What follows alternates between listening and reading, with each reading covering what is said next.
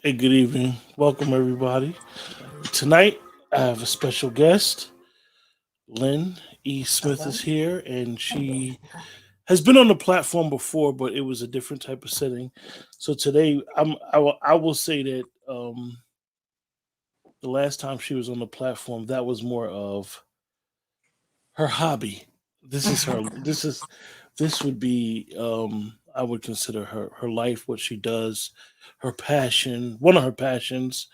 Um, Something that before we even went live, we were about to just start talking, and we would have been sitting here talking. We probably would have been sitting here talking for a couple of hours. Yes. So what's going on, Lynn? Hi, good evening, everyone. Thank you so much again, Q. I want to just thank you for allowing me back on your platform. I was honored when you asked me to be a part of Women's Month and this segment. And again, I salute you. Thank you for all that you're doing in radio. Thank you for us up and coming voices that have a platform to come to and talk and share. And I'm just believing that great things are in your future. And thank you again. Well, I definitely appreciate the kind words, and Of course. one of the things is that Women's Month is only, unfortunately, only 31 days, and I'm not able to really do what I want to do, Mhm. but I do as much as I can. And sometimes we need to highlight what I would always consider the our everyday stars, our everyday Absolutely. champions, and this gives me the opportunity to do it at least, you know, once a Hmm. year, sort of say. Right, But right.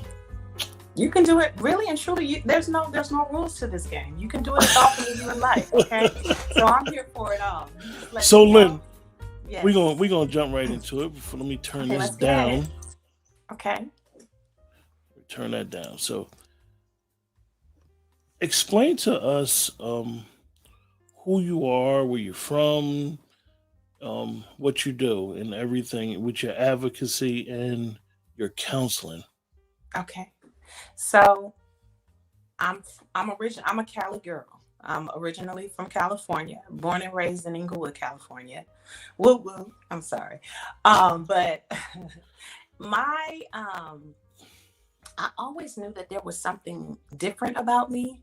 I've always been a leader, and I knew that at a very young age. I'm the youngest of five children, or five siblings, and there was always this leadership or this kind of like I'm the boss kind of thing. But at times, my family had to learn how to curve that and point that in the right direction. And when I got it, I got it. And I just knew at an early age I was put here on this earth to do something and to do something great. And it all started with me growing up in Inglewood, the church I went to. Me and my friends to this day are solid as a rock. We've been friends since like babies, 5 years old. I grew up singing in the choir all of my life. That's where it all started. And we used to go and sing like in the jungles and Wilmington Arms and like all the projects in the neighborhoods all over LA, everywhere. And we would set up microphones and we would have amplifiers outside, and our whole entire choir would just sing. We would go passing out tracts to people in the neighborhood. We would sit and talk to the gangsters and all the people, everybody, the dope dealers. We would be out there just out there telling them about God. And they was like, man, y'all so dope. Y'all good looking young folks. Y'all still love God. Y'all stylish. They was like, how could we be down? So we had a lot of people start coming to the church. As a result, that was like a witnessing tool for us. And I love to see people's lives being changed. And I just love that we as young folks gave people a fair opportunity, like people that were our peers. We didn't judge them. We met them where they were. It was a gang of them. We didn't smoke back then. We weren't drinking, but we would approach them. They would be smoking. They would be drinking, doing whatever. We like, hey, what's up? Y'all want to come to church tonight? Our choir is singing. And they would come. And as a result, a lot of them, their lives would be changed. So when that happened, I was like, we're on to something. And then it became a commission. I was commissioned, I felt, to do it in my life. How can I keep expounding and growing and evolving as an outreach driven person? reaching out to those that may not necessarily come to church, but me meeting people where they are. And it just literally started growing and blossoming from there. And then eventually, as I grew up as an adult, a woman, I started really having a heart to service women. So that's where I got my start. Wow. Well, so let's just say Hmm. you are and I always call it a touchy subject, Hmm. relationship, marriage, um, therapist. How did that come about? How did you you gravitate towards that? Okay, so let me give you another snippet of my life. I was a senior pastor's wife, and I was somewhat thrust into it Okay. because as a leader, people come to you, and I was over our women's ministry, and I was over our teenage ministry, and I was connected to a lot of the Christian based and faith based organizations in my neighborhood. So as a result, I always saw myself leading and talking and people feeling like they can come to me and be safe. So I did it for free for so long. After I stepped out of that role as a first lady, I still felt that call on my life. I was like, this is something I can't shake. I'm super, super, I believe in family and I believe in relationships. Even though my first marriage didn't work, I still did not allow that situation to taint me or make me feel as if I could never be loved again or that I could never love again. That Mm. just was not the person for me. That's how I look at it. And the beauty that came out of the union was my daughter. But I said, I'm not anti marriage. Even though my marriage didn't work, I want to be God, a vessel to those that are in relationships to let them know the pitfalls that I encountered and that they can avoid, or that there is nothing that can be done that can't be resolved if two people come together on the same wavelength and the same mindset and have a level, playing field and can meet each other with, the same type of connection to say, hey, this is worth fighting for, this is worth saving. So I said, I need to go to school. I need to get at least master's level credentials and get some certifications under my belt so that I could be able to assist people in their time of need. So we were having a conversation Hmm. behind the scenes, and we know that the pandemic was a very trying time for a nation, a people, peoples, couples, Hmm. Hmm. everything, and we saw a lot of relationships really get tested. Yes, What would be your thoughts? Like, what brought that about? Was it, now we have to deal with each other? I'm not absolutely. going to work. Explain Absolutely. how you seen that dynamic really make people learn who they were married to or in a relationship with. Absolutely. You hit that thing on the head right there. Um, a lot of couples have learned to just function in their space that they've created. I've said for the longest, and I still say, people have learned to function in dysfunction. They've learned to make abnormal things normal. So, right, wrong, or indifferent, this is my stuff. At least I know what I got. You hear people say that. I'm not starting over. I'll just stick with what I got. Pardon me, but it doesn't necessarily mean that that is a healthy dynamic or relationship. And to your point, when the world shut down, I think we all kind of came to grips with who we were and who we were not. Mm. And as it pertains to relationship, a marital relationship, or for even those that are, companions that live together, people really saw who they were married to, for real, for real. Because normally, when we're in our everyday life, right, we're walking through life, we're going through life, and we're doing what we do. And most couples are like two ships passing in the night. They're not in each other's face all the time. It's like by the time they get home from work, both of them are tired. They do what they do. They eat, they go to bed, they wake up, and they do the next thing. So, the next day they repeat. So I think again, it forced people to have to live in the same common space. So you automatically find out, maybe I don't like you like I thought I liked you. you know, I'm, maybe what I was once attracted to, not so much now, because other things came out of it. before I ask you the next question, right? And I'm gonna just Hmm. give you some brief background on me. Hmm. I I am a social antisocial person. Okay. So the pandemic was okay for me. It didn't affect Wow. me like that. Okay. So I want to ask you, as a therapist, do you do you think that it was a necessary thing that happened? Absolutely. Absolutely. And I'm gonna say this: whether people believe in God or not, this system, this world was shut down for a reason. It was an attention grabber, and it had to be interrupted because we've left some of the most important things out of the equation that should be included. We've learned to make our own blueprints for stuff. We have our own agendas. And I think it was an attention grabber. It was definitely on purpose.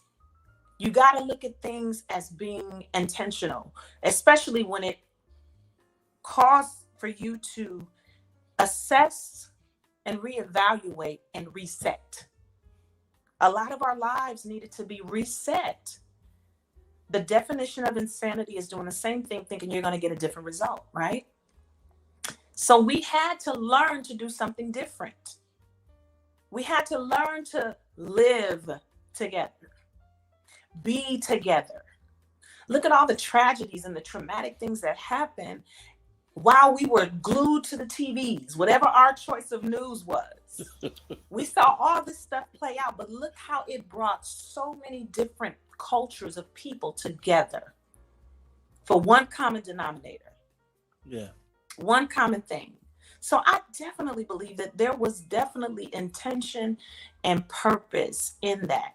You have to view it that way because a lot of us have grown. There are people that started businesses, that quit their jobs, and they're making more money in their field, their new line of work than they've ever made before.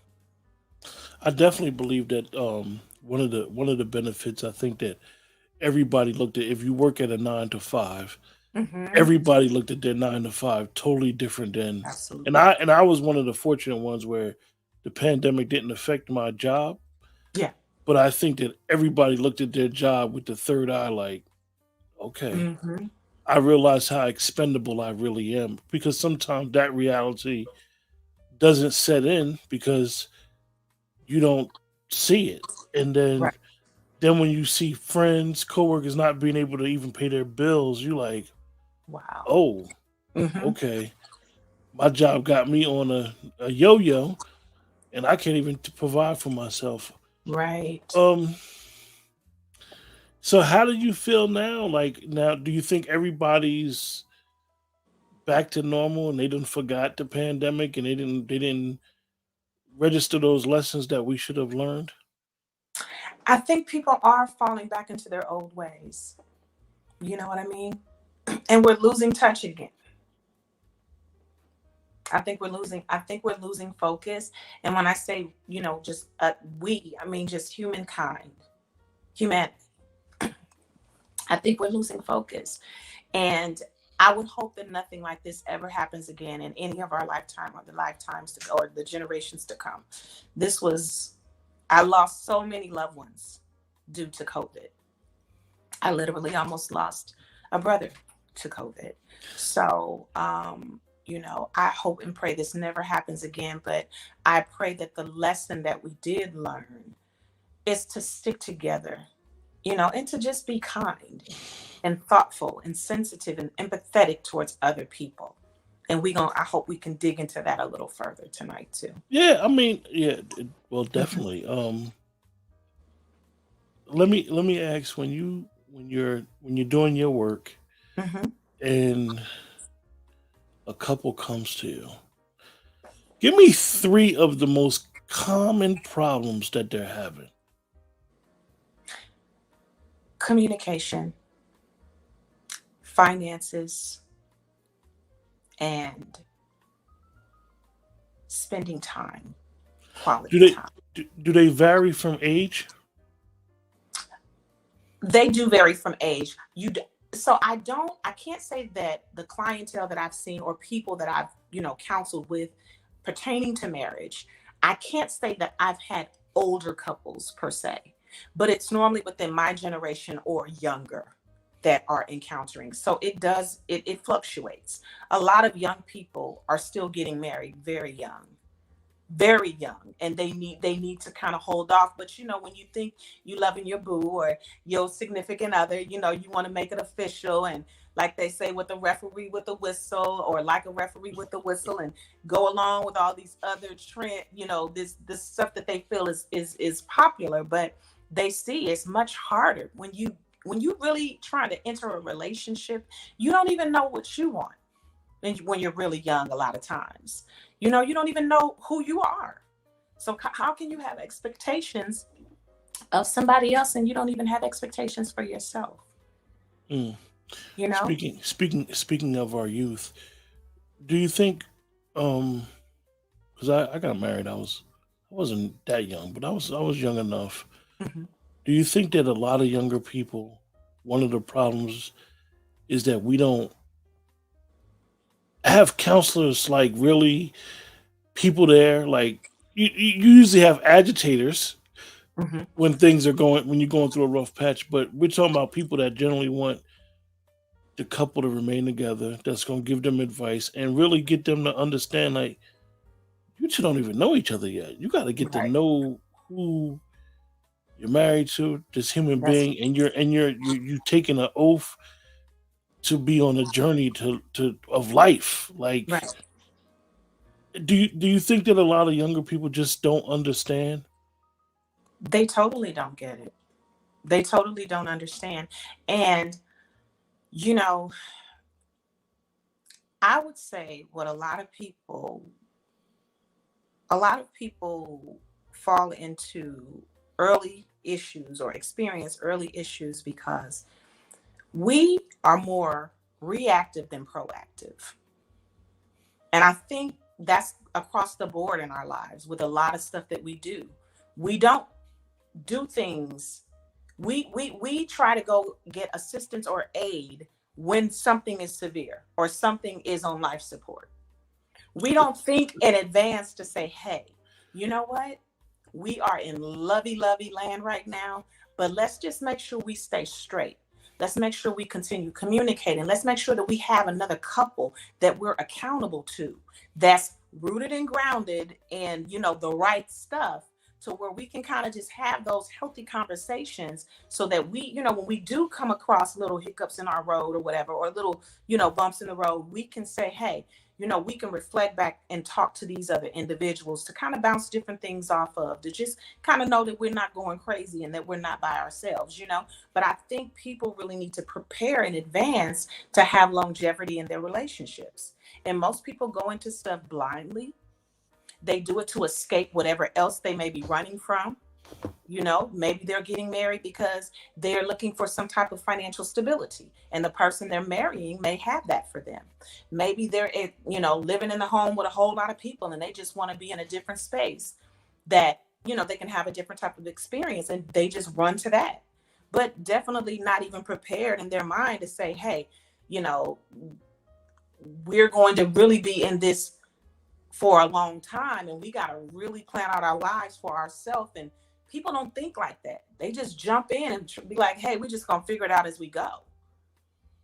That's, if you already know that you're dealing with someone that has a problem with anger issues, you don't go into it and say, oh, well, I think I'll be his calm or her calm. If you know that they're dealing with some stuff, if they're for you, they're going to be for you. You let them work that thing out. They need to do whatever they need to do to work through that. If you know that you're dealing with someone that is not good in the area of finances, you need to let them work that out, because don't think that it's going to get better when y'all get together. Y'all going to have a financial disaster. All of a sudden, you done turned them into a great accountant, and they Listen, I mean, you got to deal with, you got to see things and take it at face value to say, hey, this is a situation that could be something that end our relationship. So let's take our time. If it's meant for us to be together, we're going to be together, but let's get the help we need so that we can have a healthy marriage or relationship. now when you're dealing with us middle aged people, and I always call it, this is our second childhood. Right. Most of our kids are grown.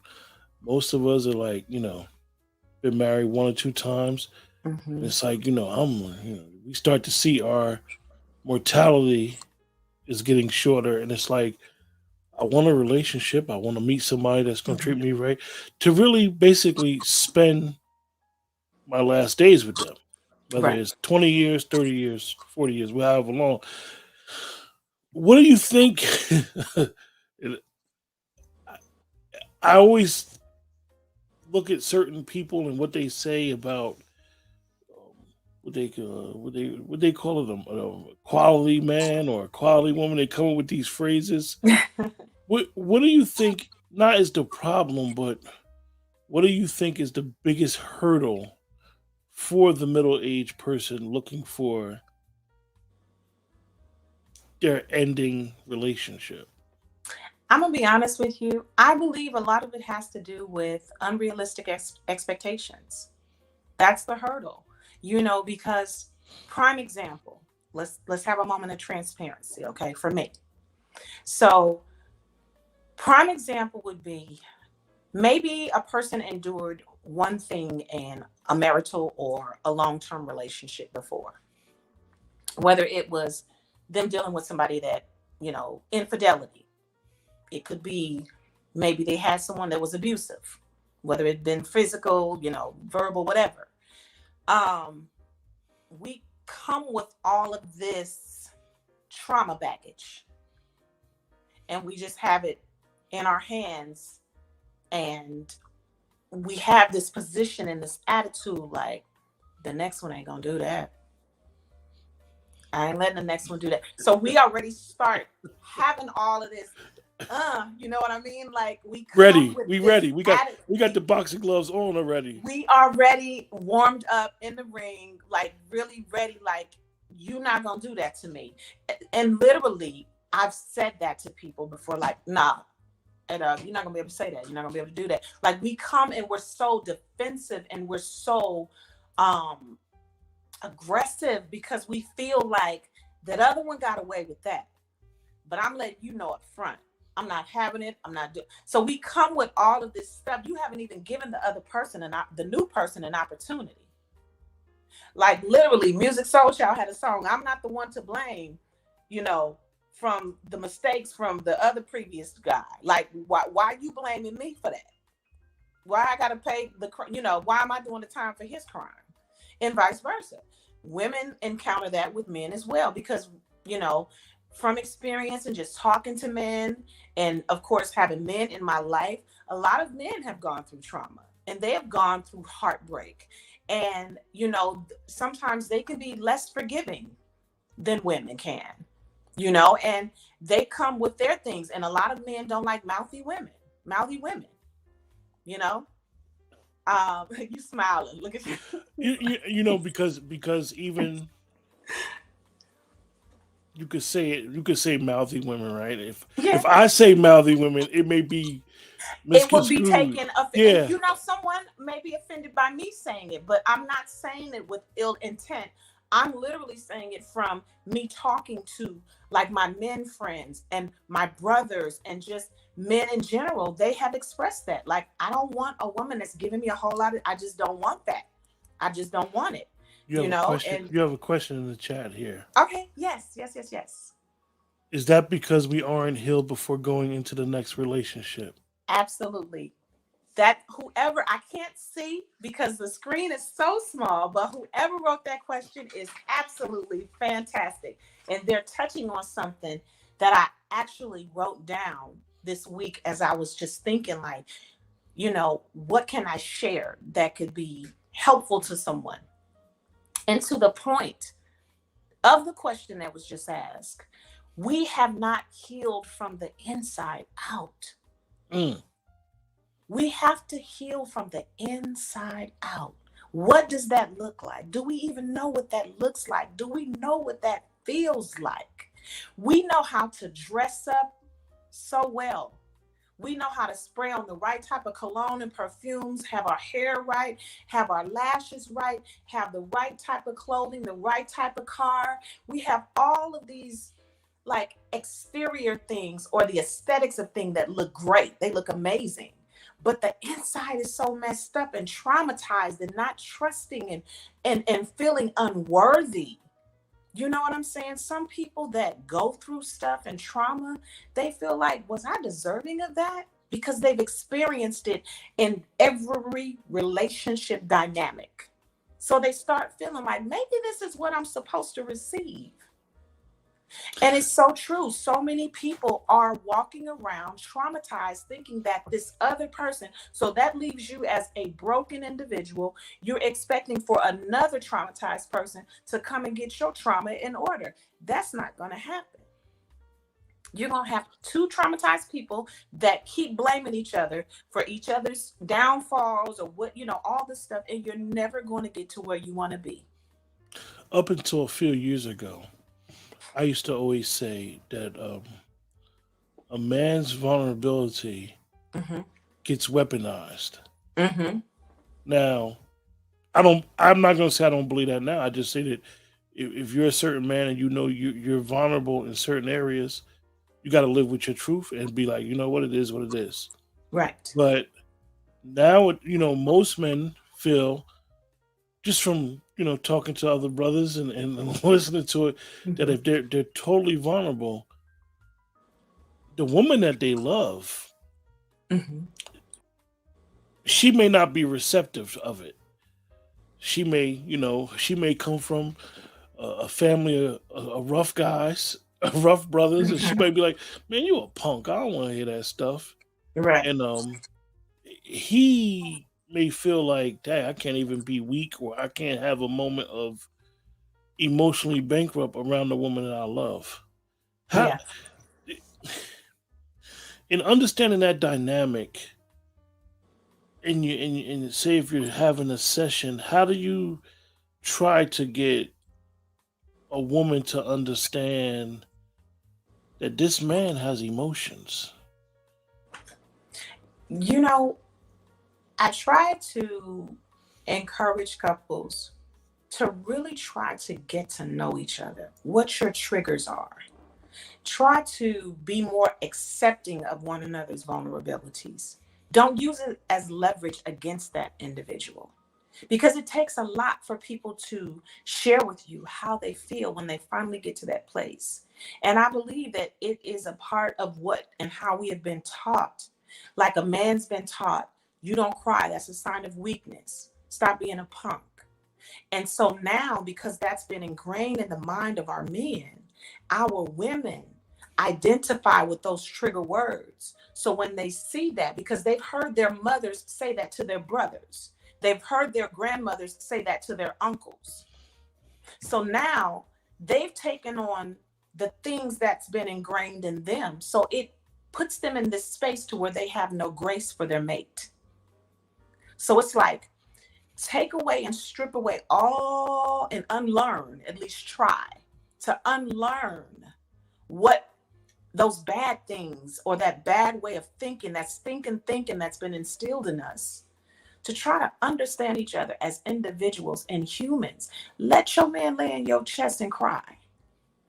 Now, if he's crying every day, we're going to have another conversation. Listen, Okay. listen. Supporting gaming. Let me know how old you Yeah. are. I don't. I'm gonna ask Lynn the question, but supporting gaming. Just let me know your age. He said he's a supporter of the show. Really, really Mm-hmm. tunes into most of the shows we do. Mm-hmm. He said is it wrong for me to say that I prefer being single? Supporting gamer, let me know how old you are because I really believe that a lot of the 30 and Hmm. under, Hmm. if you listen to them, they don't believe in traditional marriage. They don't. Right. They're just like when I mean fluid. Life is fluid. It's like Right. whatever. Right. Um, do you think that Dave had? Why do you think that is? You know what? I just believe it's the times that we're living in. Like, there's a lot of options, right? People have more options now. We have, when we look at society, you see 10 women to one man. Like, and vice versa. Like, there are many options. And a lot of people, I've literally heard men say that are in my life, I'm good. I don't want to get married. I know too many people in my life that's divorced. I'm good. So, to the young man's question that's in the chat, you are not wrong to want to be single. I commend you for that. And I would say, if you meet a young lady or if you already have a special young lady in your life, you need to be upfront with her and let her know that you don't have intentions of marrying. You want to date. I He's think 24. 24. Oh yeah, you're a very young man. Very young man. So I would say, enjoy your single life. If you decide to get married down the road, make sure that you're ready, because I would encourage anybody to stay single. Don't mess up nobody else's life if you're not ready. Don't bring those ways of trying to, oh, well, I'm going to get rid of people as I go once I lock this one in. No, get your running out. Do what you feel you need to do that makes you happy. I don't think it's anything wrong with you being single at all. I would say just be honest and let a young lady know, or, whatever your preference, you let them know, hey, I'm not ready to settle down. I just want to have fun. If that's what your intention is, if she willingly says, okay, that's what I'm looking for, then you go for it.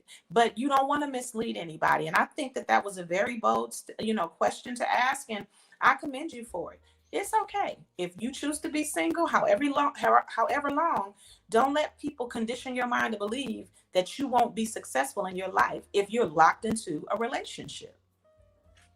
Mm. That's interesting. I always and I say this with all due respect to the younger people. The younger people, I think that us older people need to listen to them a little bit Hmm. more because Absolutely. they're telling us a lot about how they view the world, Yes. and sometimes we're just judgmental instead of just Hmm. listening to what they're saying. And how they view the world is not wrong. It's just a different angle, and they might Absolutely. be onto something when they how they view the world. Absolutely. Very very transition and very fast paced and so Absolutely. forth. And just one more thing, I do believe that a lot of people are afraid to be alone. A lot of people are afraid to be alone. They long for some form of companionship. And even if that companionship is not good, if it's not healthy, some Yeah. people, they just they'll stay in something just to say I have a significant other, or because they're, again, used to operating in a dysfunctional space, they make it functional. They make abnormal normal. That becomes their thing. Yeah, because us middle aged people, we trying to get it right. But it has to be right. You know what I'm saying? I have another a group of ladies that I launched this back in 2021, and it's a group of my single friends and other friends of theirs. We get together quarterly. Well, we were getting together quarterly. We haven't did it in a long time, but it's called Single and Not But Not Settling. And I Mm. just believe that, at me being a woman of a particular age, you know, um, I'm not hard up to be with anybody. You know what I mean? Um, I know what I want in my life and in my space, and I'm And okay. that Hmm. and Lynn, that's the one thing that I do believe us at middle age. Hmm. If you listen to what the middle aged people are saying, is they're saying like the statement here. I like my solitude. I like my peace of Yes. mind. I just, I just want to really, I just want to go to work and take care of my family. Don't mess that up. Yes. Don't come and waste my time, so to say. Yes. And it's like, why even bother if I know you're gonna waste my time? Mm-hmm. Mm-hmm. You know Mm-hmm. what I mean? So I'd rather just Be by be myself. Yeah. be by myself and just chill Yeah. and Yeah. you know Be and I alone. and it's funny because I think that's what most of us realize as we start aging is peace of mind is priceless. Oof. Gee whiz. Listen, I will take peace any day.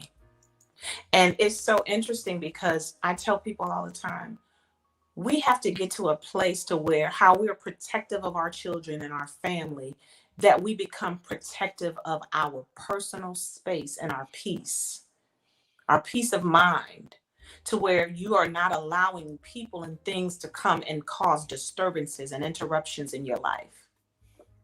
It's not peace is too valuable, it's priceless. And you have to just, you got to kind of like just become forceful with that, like, uh-uh, I don't care how much you make my heart go boom boom, if you come in a different way and you making my space like disturbed, that's a problem. And you got to go, you got to exit. So I mean, I think that once we take on that mindset and just protect our space at any cost, I think we'll be so much more whole and happier. Here you go, Len. The gentleman said that's Mhm. 24. He said people always been telling me that it's not good to be alone, but from what I've seen and observed from others, I take being single over being in a relationship that's hell.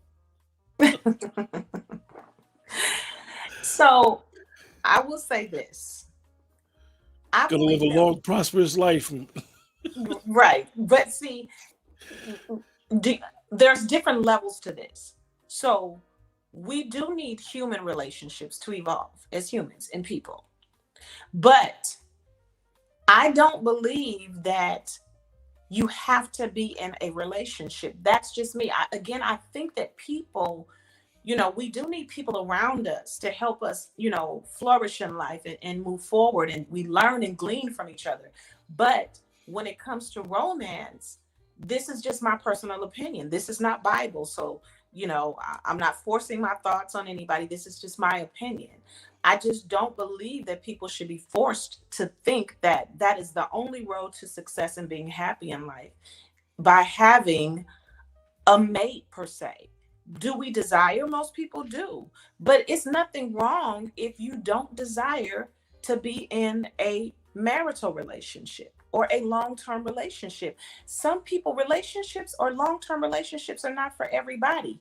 Again, I think whoever you may be casually dating, it's just fair to be upfront and honest with that person, to let them know what you're willing to do and what you're not willing to do as it pertains to being locked into a commitment. I have a very good friend of mine, and when she was single, Hmm. her favorite phrase when God because we and this is gonna bring some more stuff I want to talk to you about, but Hmm. she would always ask the first thing she would ask a guy is, "What's your intentions for me?" Hmm. So she was like, "What do you think? Do you think that's too forward?"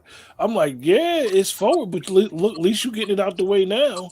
Right. And she and what her responses would always seem like a lot of guys would be tongue tied, Hmm. not know what to say. Hmm. Their intentions, some of them would tell her like what their intentions were, and she told me she was like, "Listen, I have no time to be wasting."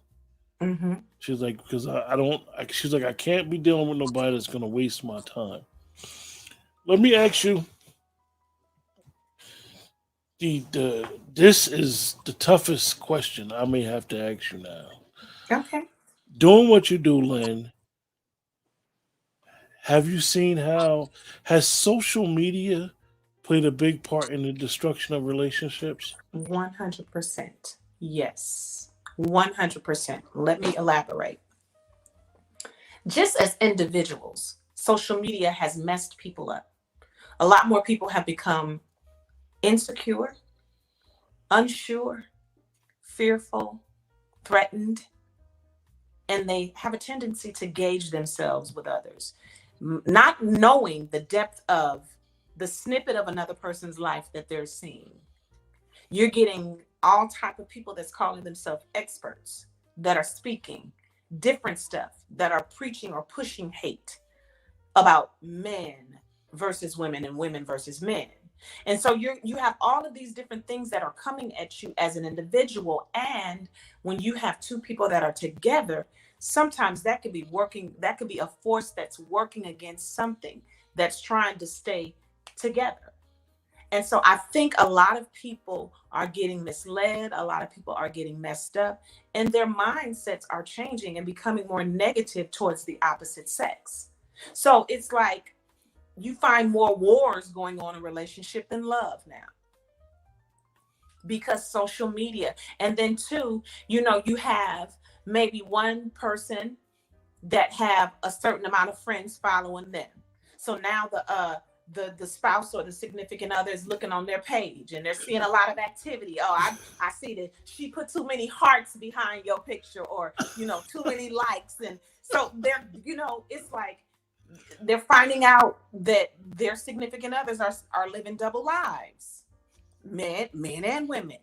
A lot of women and men are finding out that infidelity is in their relationships as a result of social media, because their side pieces and folks that they dealing with on the side, seeing their family portraits, they done been out of town. It's like, oh, so he got a family. Well, let her know about me, or let me let him know I exist.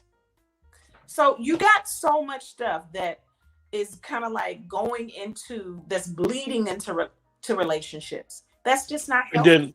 then our own personal insecurities really Insecure. run wild. Absolutely. So They you just, have social media judging your relationship or influencing your relationship. Then you have your trauma luggage and bags, insecurities from, that stem from when you were a child to when you were in that first heartbreak, the relationship that broke your heart. So you have all of these things that are coming at you that's working against the greater good of the relationship. So it's definitely, it can be a very negative impact. I have, I mean, not just clients, I've had very close friends whose relationships have been damaged as a result of social media. it's like one of the things I noticed with social media. Hmm. It's like social media has really made us antisocial Yes. because you don't really see people who legitimately are picking up the phone Right. and they're saying, "Oh, I text you," or "I was under your status. I Hmm. said hi." You don't really hear the voice. You don't really see people going to see people and saying, let's Hmm. go out and Hmm. have a conversation. And it's more of, oh, I'm gonna give, or I see a snippet of your life. I assume Yes. that everything is well and you're on cloud nine, so you don't want to be bothered with me no more because your life is great. And I don't post Yes. as much as you post, and I don't post my family. You post your family and your great job and your car, and you looking good on the weekends, and I It's a lot that comes into play with it. It is. And again, again, a lot of relationships, not just romantic relationships, but family relationships and friendships and business relationships have literally been destroyed as a result of social media. So, well, I I've experienced that, and one of the things that I noticed is how hard it is mhm. for people to just pick up the phone. You can Yes. advise somebody like, "Yo, make a call," and for some reason, our pride, sometime, and being able to have that difficult conversation. Oh, I'm not going to call in Hmm. because I know how she feels about a subject and how I feel about a subject. It's going to be contentious. So I'd rather just us just have this beef going on instead of us cussing each other out, Right. getting it out, and then just moving on. And it's amazing. I've noticed that a lot of people don't. They'd rather just say, Hmm. it's all good. I'm okay. You know what's so interesting that you say that, because again, I think the whole social media and texting, this whole new texting thing is so sensationalized to where it has taken that connection away from us, and the relationships are no longer or are not as meaningful as they used to be. And I think sometimes you got to steer away from the social media, and you have to steer away from texting and emailing people and have crucial conversations with people. If it can't be face to face, you get on a Zoom call, or you see the body language of that individual. Or if you can't do that, you get on the phone, because I think a person's voice and their body language, when you're talking to them, you look them in their eyes, because the eyes are the window to your soul, and you need to make that connection with them. And I think a lot of times things are taken out of context when you are emailing people and texting people, and you're saying different things or putting subliminal, messages on social media, and people are like, I think they were talking about me. And I've heard that so much. Like, I think they were saying something about me. Go read that and see. I'm like, I'm not going on nobody's page to go read nothing. And So then and what? then and then you got the ones that really will say Right, this is a subliminal post. right. Like, It's just so crazy. But again, it goes back to our lack, or not having the ability to effectively communicate again. In one of my programs, we had to read a book and do a thesis on why don't we listen better. And it was so interesting because it came with a talker listener card. mm. And in that talker listening card, when you're communicating with that individual, if you're the person communicating, they have the side that says listener. On that listener card, it said, I am here to listen, and this is not my problem. I do not own it. And a lot of times when we're talking to people, if we're listening, we're trying to listen to respond. We're not listening to understand. So we have to get back into the mode of finding out how to learn to effectively communicate with each other and build healthy interpersonal relationships. Have those crucial, hard conversations. Not take everything so literally and personal. You sometimes people are gonna ruffle your feathers, but I always lead with love. At least I try to. It's like, hey, this may not land the way you that feels good to you, but know that I love you. And if I don't tell you, then I'm not being a good friend, or I'm not being a good sibling. I'm not being a good this. I try to lead with love. I'm not going to always be in agreement with. I have friends and family in my life that are very strong personalities, and I am too. They say what they say, they don't mix words, and they mean what they say. And it's like, I'm not budging. This is what I think, and this is what it is. And I'm the same way. But I try to be understanding when I don't even agree. And I tell people, I understand how you could feel that way. Or I can understand how, you know, that whatever has affected you in this way to where I try to be understanding. I'm not always, perfect with it, but I try to lead in my relationships and lead with love and try to be understanding and a good listener. So we just got to get back to the basics. You guys in the chat, make sure that you like, share, subscribe. And if you have any questions for Lynn before we close out, um, you should let her know she's here. She's willing to assist us in any way she can. Yes. Um, Can I and I'm can I and I'm can glad I she's touch on here. something, Q, really quick? Absolutely. So this is something that I've been wanting to share, just in general. And since I have the platform, I want to say it. Um, to the listeners and the viewers, I know that everybody is going through something, right? And I just think it's so important. I pray that everybody that's listening and everybody that's reading the comments, or wherever you may be streaming from, that you have someone to talk to. That you have someone to talk to. I was in this space over the weekend, and when I'm in certain spaces, God gives me creative processes and thoughts and things to talk about. The first thing that came to my mind was help. The word help.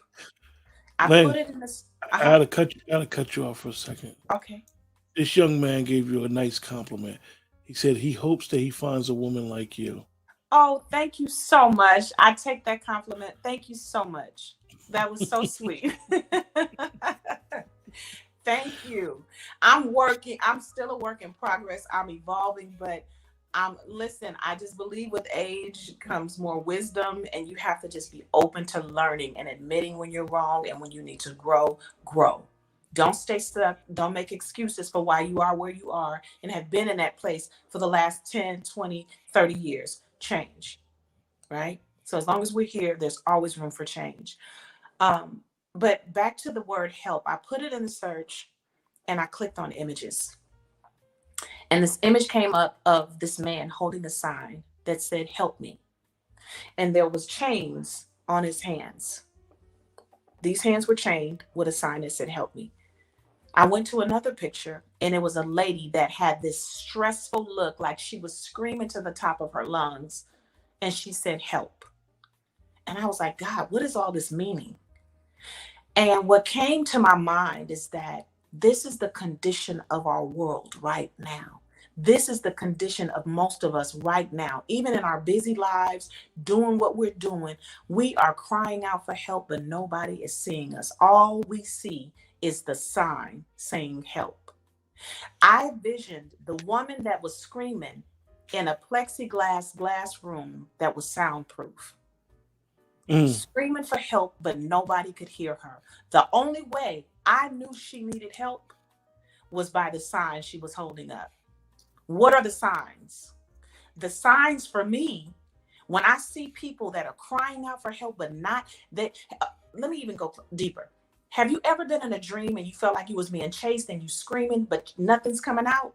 You crying out for help, Yeah. but it's just nothing coming out? That is a lot of people walking around right now.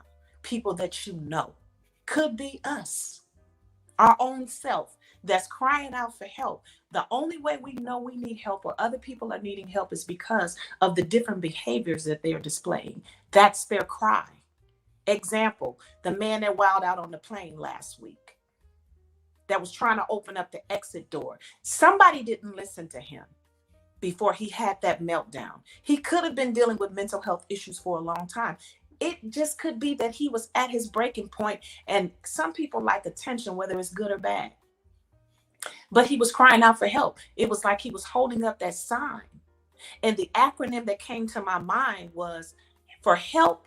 People are hurting, they're empty, they're lonely, and they're in pain. And if that is you or somebody that you know, please don't isolate yourself. When things and circumstances try to isolate you, they come to overtake and consume. Have somebody that you can talk to. Don't be that person that's holding up a sign saying, "Help, help, help," and nobody's hearing you. Voice it out. Put the sign down and use your words. Even if it's like, "I'm tired." When you say "I'm tired," people know that that's a sense of you crying out for help. And I just encourage you that you're not alone. You are valuable. You are loved. You are important. There is purpose for you in this world. You are supposed to be here. I don't care who told you anything different. I just felt the need to lead tonight to say that, to encourage somebody and not assume that everybody that's listening is okay. If you're okay, that's good. Help somebody else. Check in with your people. Make sure they're good. That's what she's leaving us with, you guys. That's what I'm leaving you with. That's what I'm leaving you with. And I want to leave a number. There is a suicide crisis number. You can text 988 if you're ever dealing with suicide ideation or you know someone that's dealing with suicide ideation. You can always text 988. Text that and you can get the help you need. If you're dealing or you know someone that's being abused or you're dealing with domestic violence, you can call the domestic violence shelter hotline. That number, if somebody could put it in the chat, 800 799 7233. 800 799 7233. And again, text the number 988 if you're dealing with a crisis and dealing and battling with suicidal thoughts.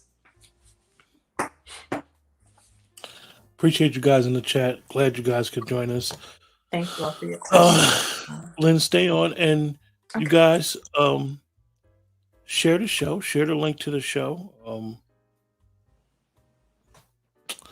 Very very good show, and I'll just say this as a person who used to gamble. Lynn has put all her chips to the middle of the table and gave us a great show, gave us some great advice, and gave us some great inspiration Thank you. tonight. And we appreciate all that she's done. And hopefully, we'll see her again soon. You Thank guys you take all. care. Thank you guys for joining.